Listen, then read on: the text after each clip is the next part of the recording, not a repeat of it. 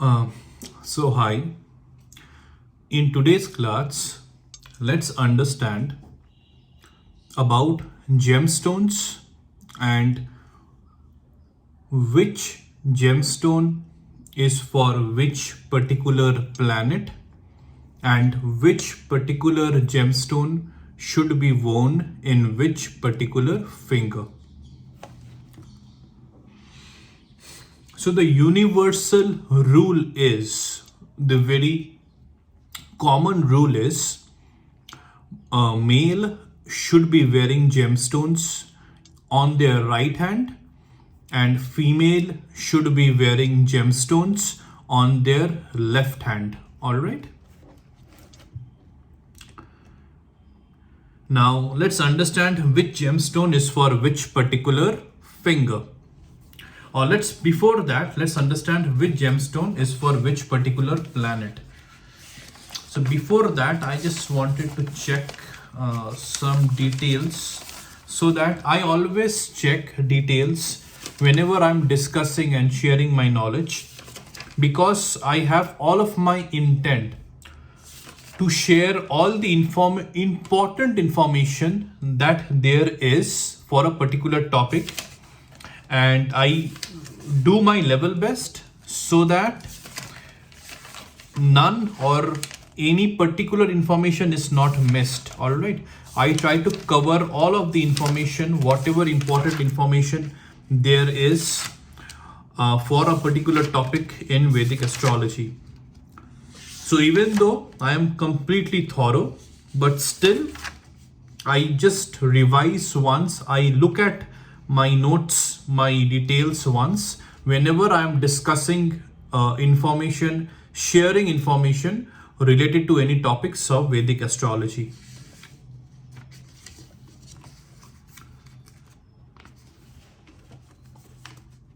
Okay. All right. So let's understand.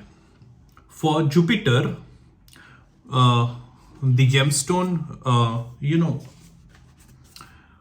prescribed or recommended is yellow sapphire. For Saturn, it is blue sapphire. For Mars, it is red coral. For Sun, it is ruby. For Mercury, it is emerald. For Moon, it is pearl. All right.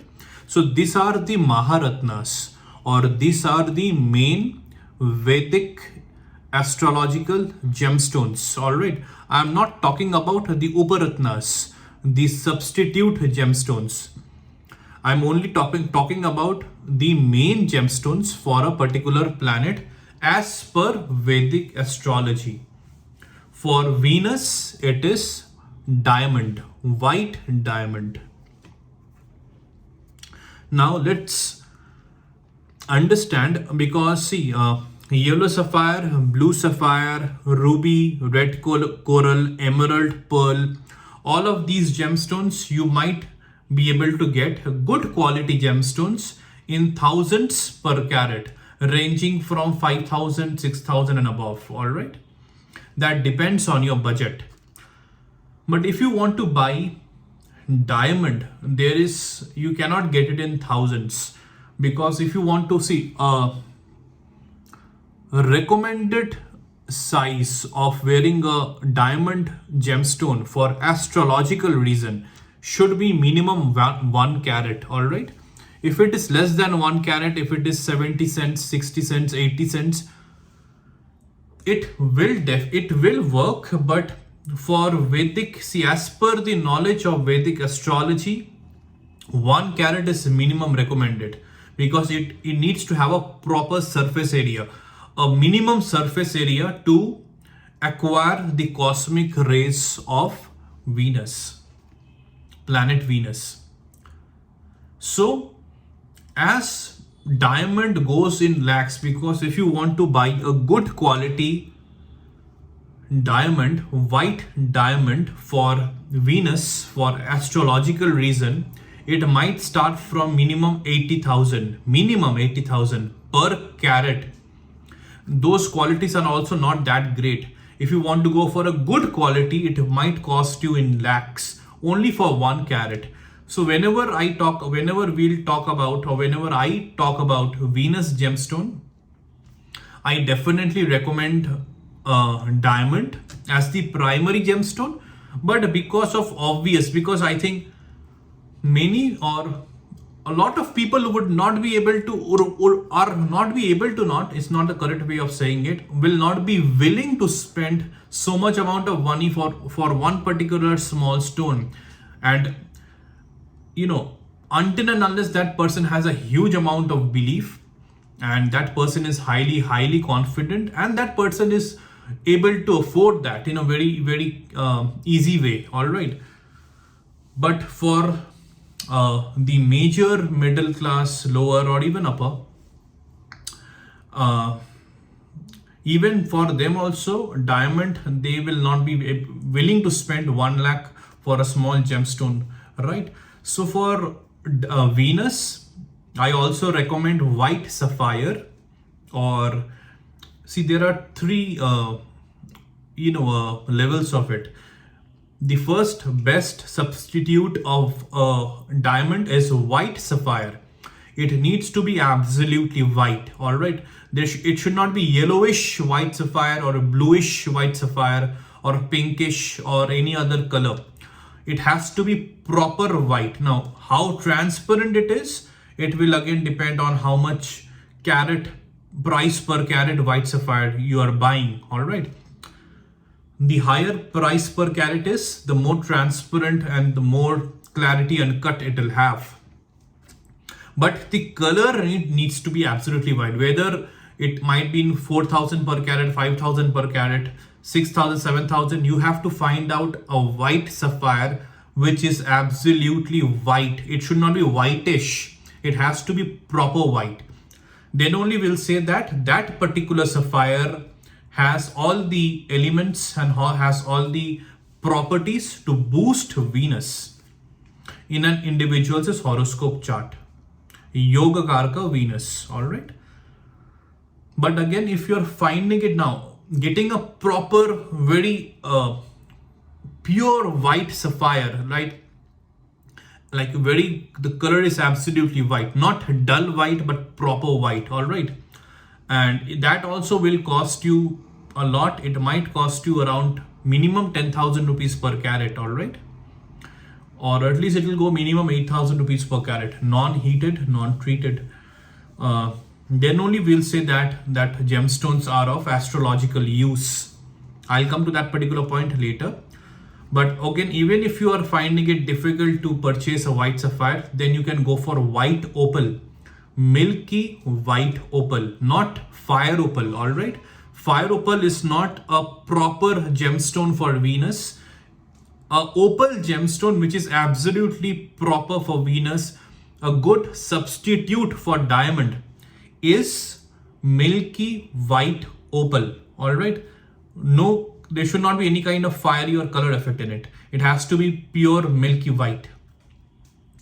And the next substitute, or might be in the same line as opal, will be white topaz.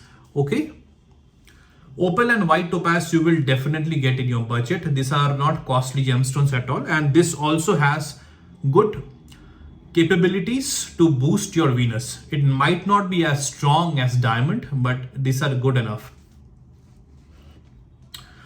So again, I'm repeating, for Jupiter it is yellow sapphire, for Saturn it is blue sapphire, Mars it is red coral, Sun it is ruby, Mercury it is emerald, for Moon it is pearl, Venus it is either diamond or milky white opal or white topaz. Now, when I say about pearl for Moon, obviously I'm talking about South Sea pearl, all right. I'm not talking about Basra pearl, because again, Basra is at the same range as a diamond, or even it is more costlier than diamond, because diamonds are still available. Basra pearls nowadays are very rare, all right. And it might go to 2 to 3 lakhs for one particular carat. So South Sea pearl you can definitely buy. That is a very good gemstone for boosting pearl, for boosting moon, yoga karka moon. I'll not be talking about Uparatnas because I am not completely in favor of buying Uparatnas. They might have effect, but then you should be consulting with a proper gemologist, a certified gemologist or an experienced gemologist to understand whether Uparatnas will be able to give accurate results as for a particular planet. I don't know, again there will be again doubt because it is not at all a necessity that a gemologist needs to have an idea about Vedic astrology. So as per Vedic astrology, I think it's better to buy the main Ratnas, the main Vedic astrological gemstones. And only for Venus and Moon, you can buy a good substitute instead of buying Basrapal for Moon or a diamond for Venus. If you can afford diamond, then fine. But also one particular point I like to make is, in many horoscopes, even if even if Venus is yoga karka, and obviously gemstones are only prescribed, only recommended when degree wise yoga karka planets are not strong, then only a gemstone is recommended to be worn or is suggested for an individual to boost a yoga karka planet, to give power to the yoga karka planet so that it is having that ability to give its auspicious effects. All right. And I had already discussed multiple number of times when a particular planet will be termed and labeled as yoga karka. For every lagnas I had discussed, and also ultimately, eventually, when a particular planet is placed, that placement is also very, very important.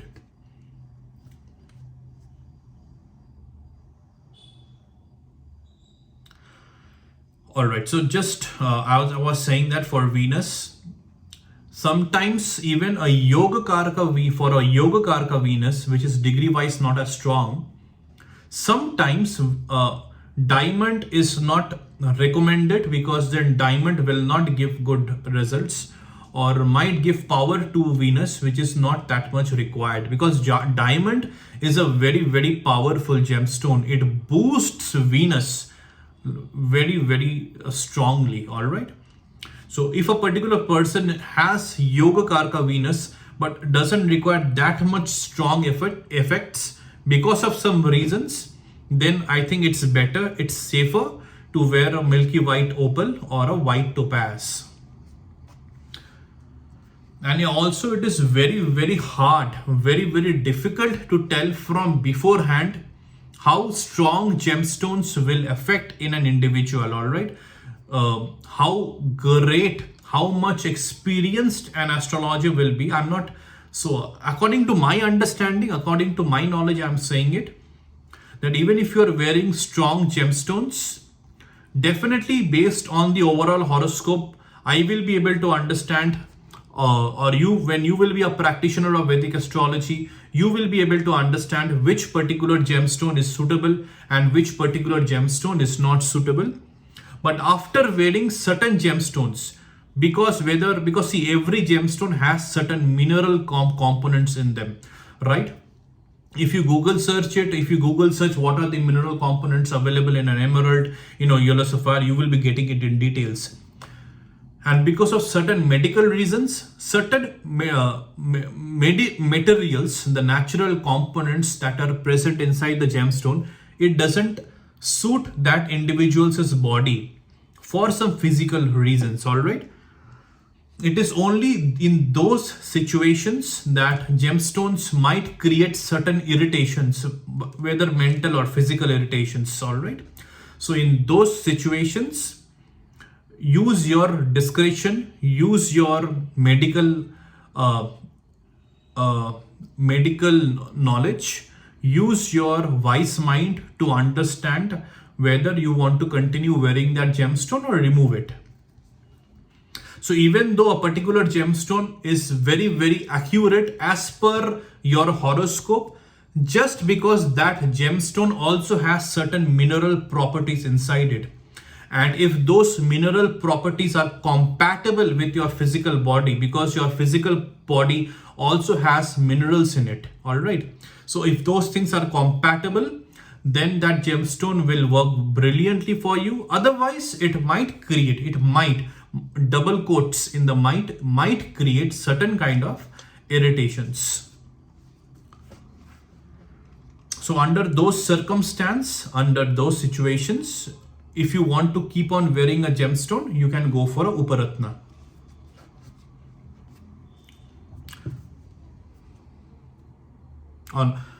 All right, so now let's understand.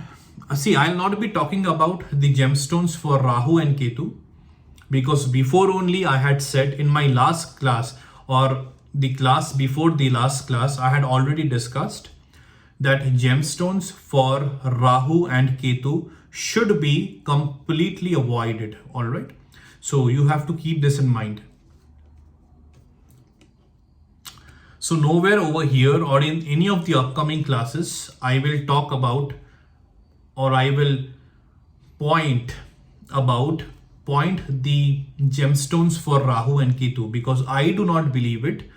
I do not follow it, and I will definitely not teach you the same thing, because if I am not following certain beliefs, I will definitely not teach you that belief. I am of a particular belief that gemstones for Rahu and Ketu should not be worn under any circumstance, whether Rahu or Ketu is Yoga Karka. Even though if Rahu or Ketu is, even though if Rahu or Ketu is Yoga Karka, so you should not wear their gemstones. Now let's look at what are the metals for the gemstones. In which metal you should wear a particular gemstone. Yellow sapphire should be worn in gold only. Some also wear it in Pital, those who are not able to, go for gold. But then yellow sapphire is itself a very costly gemstone. You can definitely, gold is advisable. Then you can just check somewhere else. If you're not able to, according to my knowledge, yellow sapphire should be worn in gold. Otherwise, you can check somewhere else with some other knowledgeable person which particular metal you can use, or you can, wear that yellow sapphire gemstone of yours. If in case you're not able to go for gold for some reason whatsoever. Blue sapphire should be preferably worn in Panch Dhatu or Pital. Opal or white topaz, milky white opal or white topaz should be worn in silver. Diamond is always, I think it's worn in platinum. Some people also wear it in silver, all right. Ruby but diamond itself is a very, very costly gemstone. So if you are wearing a gemstone worth of lakhs, people definitely go for platinum. That has also similar effects as compared to a silver. But then diamond can also be worn in silver, all right. Then milky white opal and white topaz is definitely silver. Ruby and red coral, again, it is like yellow sapphire. It is preferably gold, all right, for ruby and red coral. But you can also wear ruby or red coral in Panch Dhatu or Pital. But preferably gold, ruby and red coral. For pearl and emerald, both of these gemstones, you need to wear in silver. And whenever I'm talking about silver, I'm not talking about an alloy where it is 60% silver or 40% some other particular metal. I'm talking about pure silver that should be 92.5, because 100% pure silver you'll not be able to wear. It will be completely malleable. So to give certain strength and durability to silver, pure silver, I think 92.5% of silver is there, and some 7.5% of another particular metal is used. But that 92.5 silver is known in the market to be as pure silver. So in which particular finger you should wear which particular gemstone.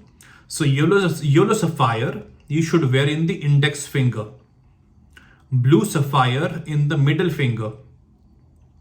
Both ruby and red coral both are suggested in the ring finger. Emerald and pearl both are suggested to be worn in the little finger. These are the fingers you need to wear gemstones. You cannot interchange it, all right? And for Venus gemstone, whether diamond or diamond, you should be wearing it in the middle finger, all right? Basically, the thumb is the finger for Venus, but you cannot wear any gemstone for on the thumb because I think it's very uncomfortable. That's why for Venus gemstone, preferably it should be worn in the middle finger because again Venus and Saturn both are very friendly to each other. If you are suggested to wear gemstones for both Venus and Saturn, under those situation, under those circumstance, you can wear the Venus gemstone in the index finger, on the index finger, and the Saturn gemstone on the middle finger. The Saturn gemstone blue sapphire should always be worn on the middle finger, all right? But Venus gemstone, if you are not able to wear it on the middle finger because you're already wearing a blue sapphire, then for the Venus gemstone, you can wear it on the index finger.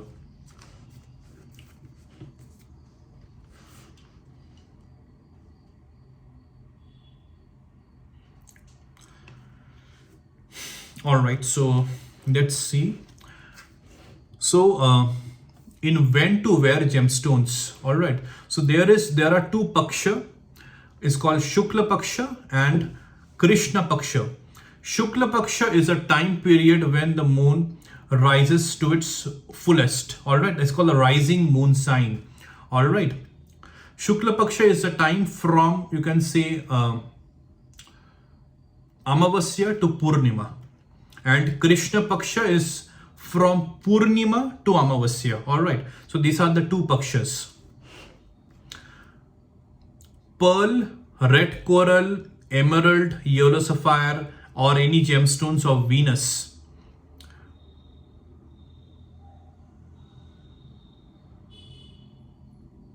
Even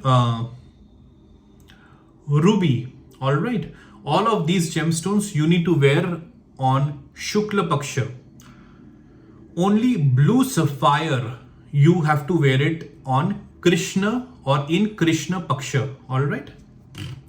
So pearl you should be wearing it on Monday, red coral on Tuesday, emerald on Wednesday, yellow sapphire on Thursday. Any Venus gemstone, whether diamond or milky white opal or white topaz, you need to wear it on Friday, and for ruby, you need to wear it on Sunday. Blue sapphire, you need to wear it on Saturday.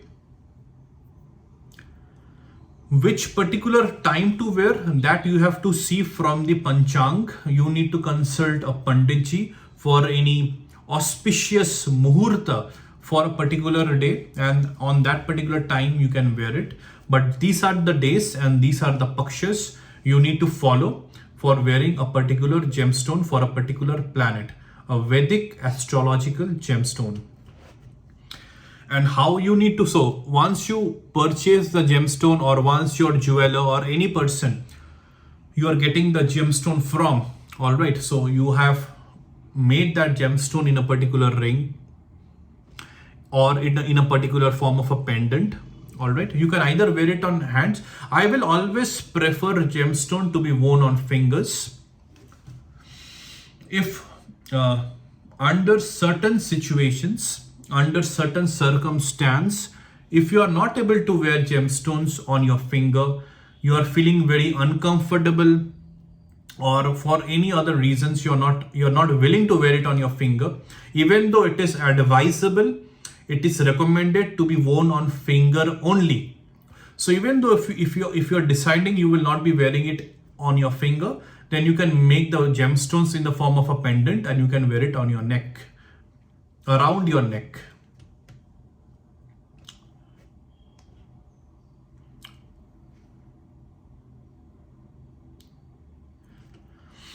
Some people also wear gemstones on their wrist, so that again, it depends on a particular choice. But for me, according to my knowledge, gemstones are most effective when they are worn on fingers. Okay. So before wearing the gemstone, on that particular day, on that particular paksha, on that particular day, you need to purify the gemstone first, the gemstone ring or the gemstone pendant, because you're getting that from the market. Either you can get it purified from a panditji, from a temple, that is your decision, or you can also do it in your home itself. What you have to do is you have to wash the gemstone ring or the gemstone pendant with raw cow's milk, and after that you have to wash it with Ganga Jal. All right. After doing this, you have to keep that or place that gemstone ring on your palm, on the right hand, on the right palm, and then you have to chant the beach mantra for that particular respective planet for which you are wearing the gemstone for 108 times. All right. After chanting it, then you can show some agarbatti. You can, just, then wear it. That's it. You can do this entire process in your own puja place, in front of your own puja place, right? In your home.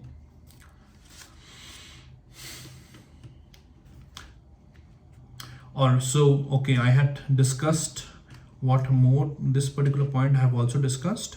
Okay, so compatibility of gemstones. So this is a very, very common point, a very, very important point also.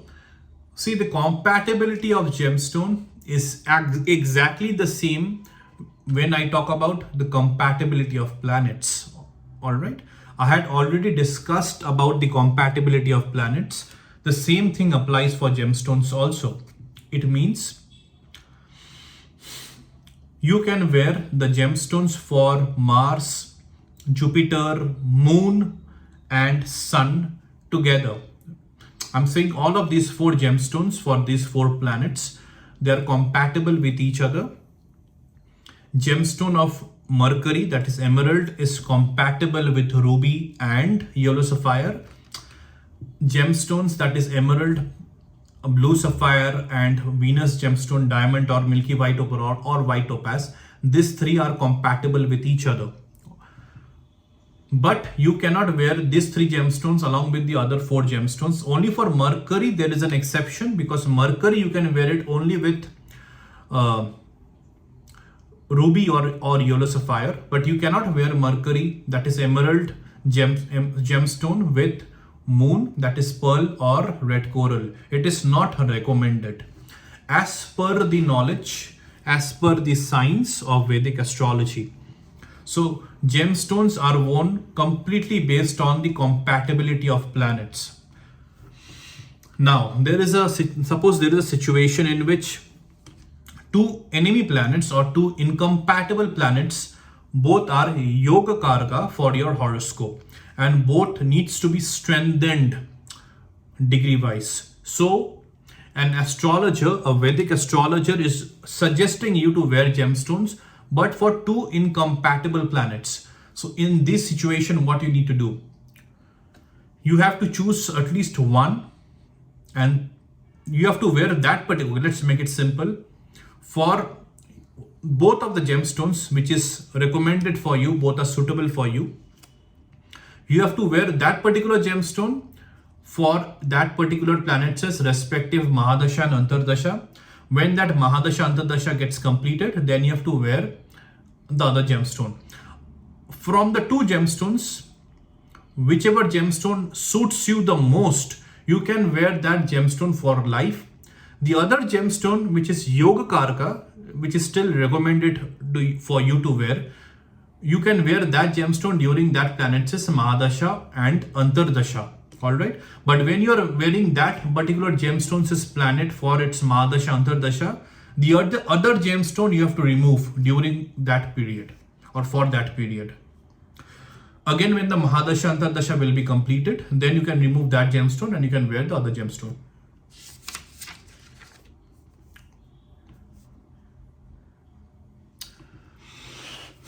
Okay, so one more thing I will again repeat.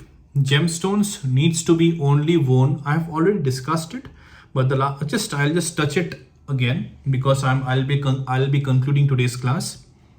Gemstones needs to be worn only for Yoga Karka planets which are well placed, and degree wise they are not strong enough. Beach mantra. So suppose for Rahu and Ketu, I said that you will not, even if they are Yoga Karka for your horoscope and degree wise they are not so strong, you can chant their beach mantras. Beach mantra is such an effective tool. Its property is very much automatic. So the beach mantra itself will know whether to increase the strength of the planet or decrease the strength of the planet. So whenever you chant beach mantra for a particular planet, if that particular planet is Yoga Karka and degree wise is not strong, chanting the beach mantra, it will automatically increase the strength of the Yoga Karka planet. Even if you are chanting the beach mantra for a Maraka planet in your horoscope, that beach mantra will reduce the Maraka effect of that particular planet. Okay. So beach mantra can be chanted for all the 9 planets. Gemstones, you need to be very careful which particular gemstone you are wearing, because gemstone has great side effects if it is not compatible with you. All right, if it is not favorable for you, the gemstone will create or might create a lot of disturbance in your life, majorly mental disturbance and sometimes situational disturbance also, and sometimes there are a lot of effects if in case that gemstone is not favorable for you. So you have to be, again I'm saying, you need to be very, very careful which particular gemstone you are wearing, and for that an accurate analysis of your horoscope needs to be done.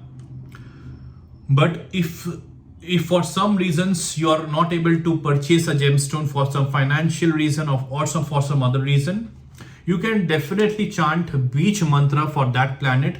Again, beach mantra might take certain time, but beach mantra again is very, very auspicious, and beach mantra also has very, very good effects. All right. So you can chant beach mantra for Yoga Karka planets also, as well as Maraka planets also. For Yoga Karka planets, beach mantra will increase its auspiciousness, and for Maraka planets, chanting its beach mantra will decrease its inauspiciousness, will decrease its negative effects on your body. That planet's negative effects on your body. There is one more astrological tool that is done to nullify the effects of Maraka planets only. That is donation. In Hindi it is known as daan. So donation of planets is done only when you want to decrease and or completely nullify the negative effects of Maraka planets for your horoscope. Donation and daan is never done for Yoga Karka planets. Be very, very mindful of this. You need to do donation and daan only for those planets which are Maraka and which are creating some hurdles and troubles in your life. So during that Maraka planets is Mahadasha or Antardasha, you can do that process of donation, which I will be discussing in detail, the donation, the daan process for all the 9 planets in my upcoming classes. All right.